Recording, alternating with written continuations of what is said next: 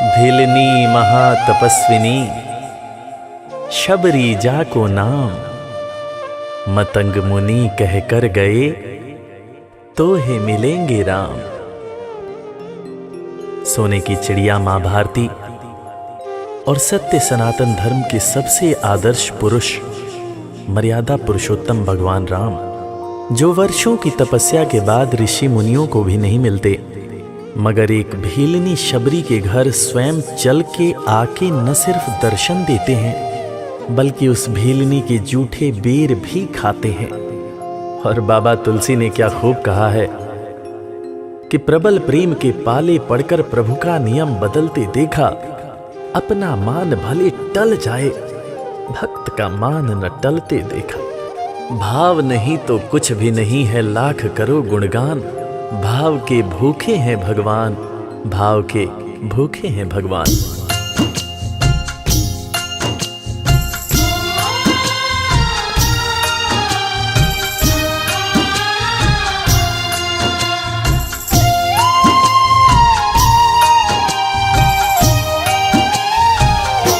भाव के भूखे हैं भगवान, भाव के भूखे हैं भगवान, भाव के भूखे हैं भगवान, भाव के भूखे हैं भगवान।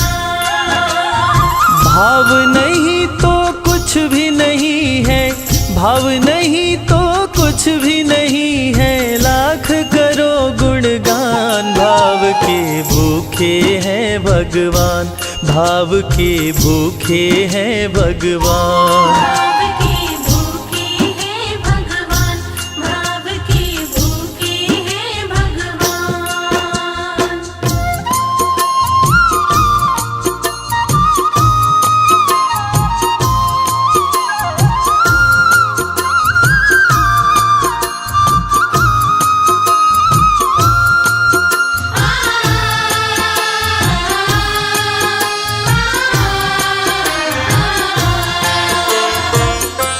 एक थी शबरी भक्तन, न्योछावर करके तन मन, मतंग मुनि के संग में करती थी प्रभु का कीर्तन।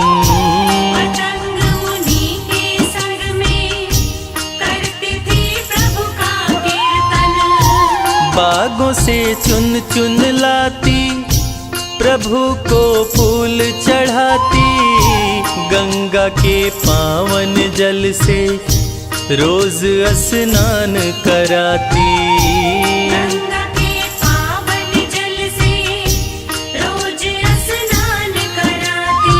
चरण धो के श्री राम का करती, चरण धो के श्री राम का करती, चरणामृत का पान। भाव के भूखे हैं भगवान, भाव के भूखे हैं भगवान। भाव के भूखे हैं भगवान, भाव के भूखे हैं भगवान।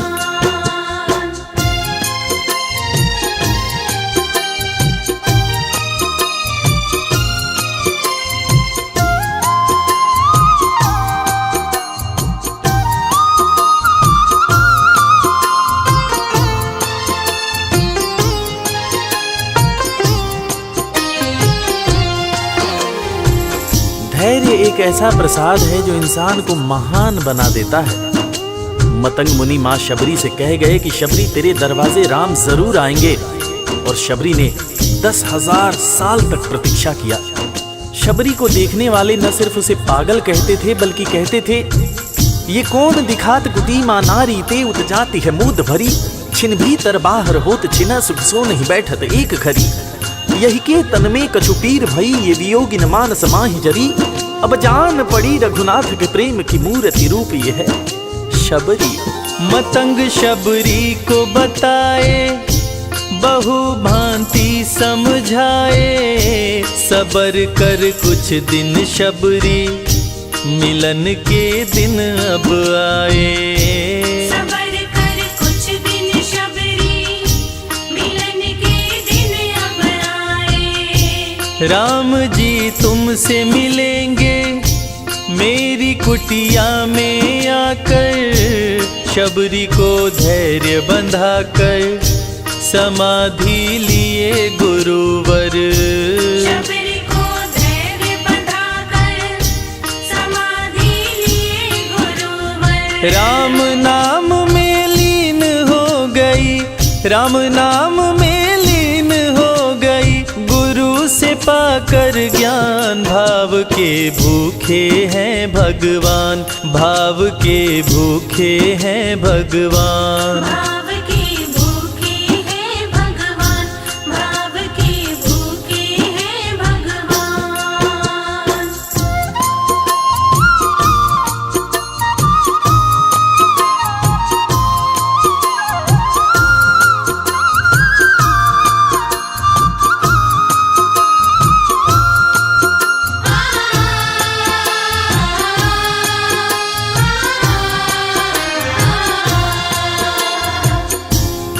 माँ शबरी के गुरु महामुनि मतंग जब अपने नश्वर शरीर का त्याग कर रहे थे, तब माँ शबरी ने उनसे पूछा, हे गुरुवर, मुझे मेरे राम कहाँ मिलेंगे? इस पर महामुनि मतंग ने शबरी को जवाब दिया कि शबरी, अरे दुनिया राम को ढूंढती है, मगर तू तो ऐसी खुशनसीब है कि तेरे दरवाजे राम स्वयं चलकर आएंगे। माँ शबरी को अपने गुरु की बातों पर अटूट विश्वास हो गया। माँ शबरी हर रोज राहों पर फूल बिछाती थी, चुन चुन कर मीठे बेर चख चख कर इकट्ठा करती थी, ताकि मेरे प्रभु श्री राम जब आएंगे तो बड़े प्यार से इसका भोग लगाएंगे। राहों पर फूल भी बड़ी सावधानी से शबरी माँ बिछाती थी। शबरी माँ सोचती थी कि मेरे गुरुवर कह के गए हैं कि मेरे घर मेरे राम जरूर आएंगे। शबरी माँ राहों पर दूर दूर तक फूल बिछाती कि प्रभु श्री राम के पैर में कहीं कोई कांटा न चुभ जाए। राह पे फूल बिछाती, वो मीठे बेर को लाती, मेरे प्रभु राम आएंगे, नैनों में सपने सजाती। मेरे प्रभु राम आएंगे, नैनों में सपने सजाती। राम से प्रीत लगा के वो निश दिन राम पुकारे, उमरिया बीती जाए रे कि अखियां पंथ निहारे। उमरिया बीती जाए रे कि अखियां पंथ निहारे। जर्जर हो गई काया फिर भी, जर्जर हो गई काया फिर भी, बसे राम में प्राण। भाव के भूखे हैं भगवान, भाव के भूखे हैं भगवान। भाव के भूखे हैं भगवान, भाव के भूखे हैं भगवान।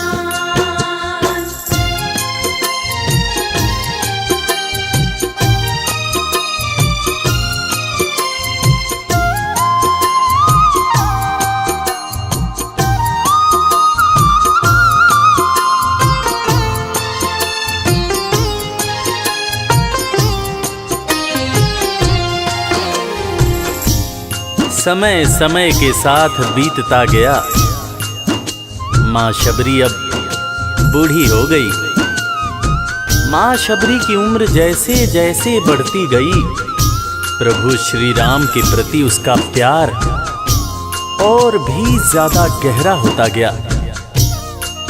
माँ शबरी जो इस जन्म में तो भीलनी हुई थी, मगर अपने पूर्व जन्म में वो एक बहुत बड़े राजा की रानी थी। प्रयागराज, जहां पर कुंभ का मेला लगता है, एक बार वो अपने राजा के साथ उसी कुंभ के मेले को देखने पहुंची। अपने पूर्व जन्म में भी मां शबरी को प्रभु श्री राम से उतना ही ज्यादा प्यार था।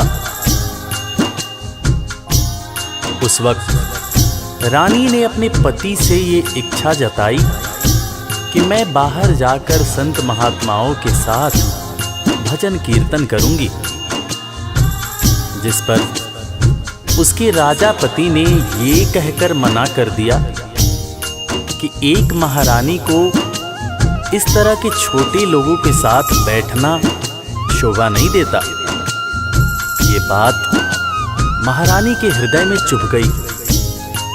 महारानी ने गंगा के पानी में जाकर अपने प्राण त्याग दिए और ईश्वर से कहा, हे मेरे प्रभु, हे मेरे राम, इस जन्म में तो आपने मुझे बहुत खूबसूरत बनाया है,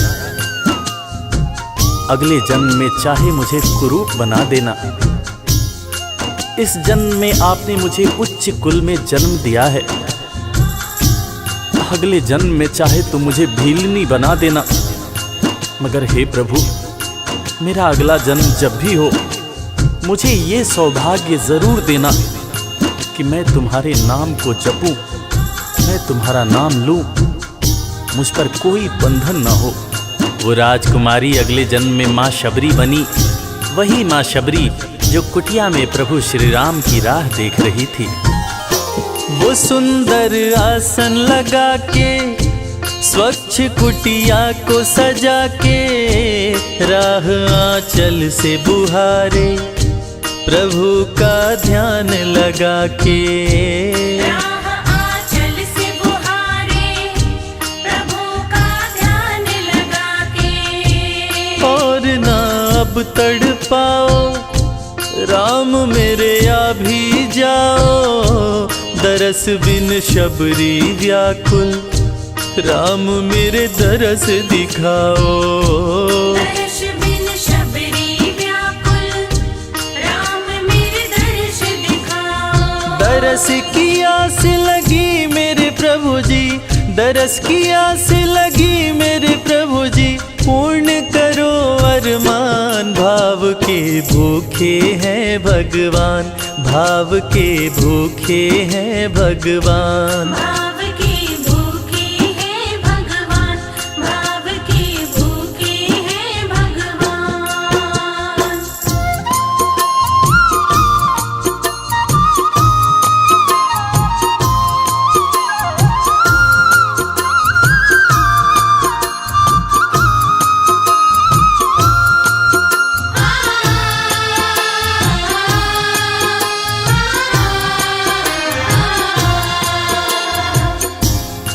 अजगर करे न चाकरी, पंछी करे न काम, दास मलूका कह गए सबके दाता राम। और हम सबके परम पूज्य बाबा तुलसीदास ने रामचरितमानस में भी कहा है, राम से बड़ा राम का नाम। और यही काम माता शबरी दिन रात कर रही थी। बस वो एक ही बात बार बार बोले जा रही थी कि मेरे राम आएंगे, मेरे राम आएंगे। वो हर वक्त हे राम बोलती रहती थी। प्रभु श्री राम जब अपने भाई लखन के साथ माता सीता की खोज में वन में दर दर भटक रहे थे, उनके कानों में ये आवाज गूंजी। उन्होंने अपने भाई लखन से कहा, प्रिय अनुज, ध्यान से सुनो। मेरी एक माता है जो वर्षों से मेरी प्रतीक्षा कर रही है। मैं भी अपने माता को देखने के लिए बहुत व्याकुल हो रहा हूं। चलो अनुज, माता शबरी की कुटिया में चलते हैं। प्रभु श्री राम माता शबरी की कुटिया में आते हैं।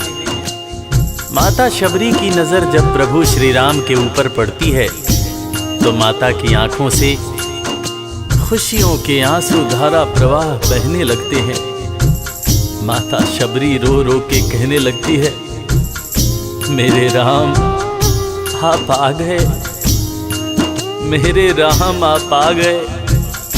आंसू भरी आंखों से मां शबरी प्रभु श्री राम और वीर लखन को देखे जा रही थी। दोनों हाथों को जोड़कर दौड़े दौड़े माँ शबरी ने प्रभु श्री राम के पैर पकड़ लिए और कहने लगी, मेरे राम, मैं तो 2 जन्मों से आपकी प्रतीक्षा कर रही थी। लोग मुझे पागल बुला रहे थे। मेरे गुरुदेव ने मुझसे कहा था कि शबरी, राम लक्ष्मण के साथ एक दिन तेरी कुटिया में जरूर आएंगे, जरूर आएंगे। राम संग लखन को आते देखी प्रभु को मुस्काते, प्रभु के पास में आई कुटिया से दौड़ लगाते। प्रभु के पास में आई कुटिया से दौड़ लगाते।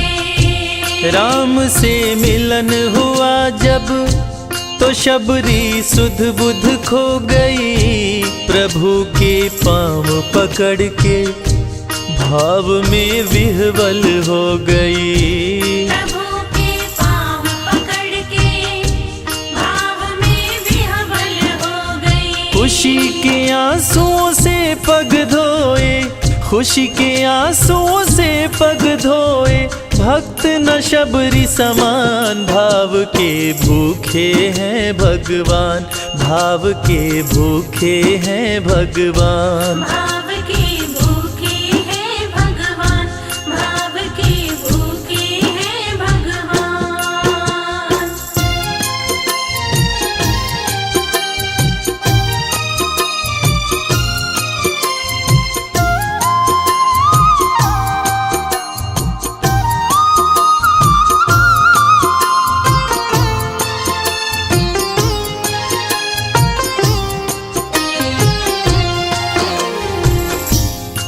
मित्रों, मैं रविराज आप सबको आज एक बात बताना चाहूँगा। वो बात जो मुझे मेरे गुरुदेव फरीद हसन खान साहब ने बताई है, और वो बात ये है कि ईश्वर को हमारी ज़रूरत नहीं है, हमें ईश्वर की ज़रूरत है। ईश्वर हमारे बिना भी पूर्ण है, मगर हम ईश्वर के बिना हमेशा ही अपूर्ण हैं। हम पैदा तो इंसान के रूप में होते हैं, मगर अंत में हमें उसी परमात्मा के पास जाना होता है। इसलिए हमें जीवन में हर वो कार्य करना चाहिए जो ईश्वर को पसंद हो, और ईश्वर को सिर्फ यही पसंद है कि हम नेक दिल बने, दयालु बने और सदैव ही अच्छाई के मार्ग पर चलें, चाहे कितनी भी कठिनाई क्यों न हो। और हमेशा अपने परमात्मा को याद करते रहें, चाहे ईश्वर के रूप में, चाहे अल्लाह के रूप में, गुरु नानक देव जी के रूप में, चाहे ईसा मसीह के रूप में। जो भी इंसान ईश्वर को याद रखता है वो कभी जीवन में किसी का बुरा नहीं कर सकता। बुरा करना तो दूर की बात है, वो किसी का बुरा सोच भी नहीं सकता है। उसका मन हमेशा साफ और शांत रहता है। मन हो गर निर्मल संजय, प्रभु जी दौड़े आते, प्रसाद की बात करें क्या, वो झूठे बेर भी खाते। प्रसाद की बात करें क्या, वो झूठे बेर भी खाते। बात है सच्ची लेकिन हम सब, बात है सच्ची लेकिन हम सब इससे हैं अनजान। भाव के भूखे हैं भगवान, भाव के भूखे हैं भगवान। भाव के भूखे हैं भगवान, भाव के भूखे हैं भगवान।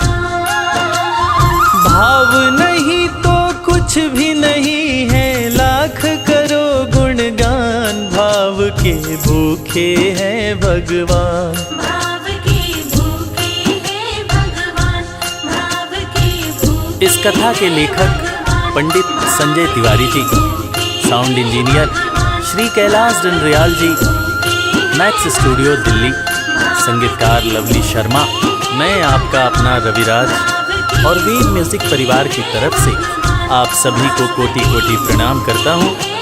किसी भी त्रुटि के लिए हम क्षमा प्रार्थी हैं। बोला भक्त और भगवान की जय।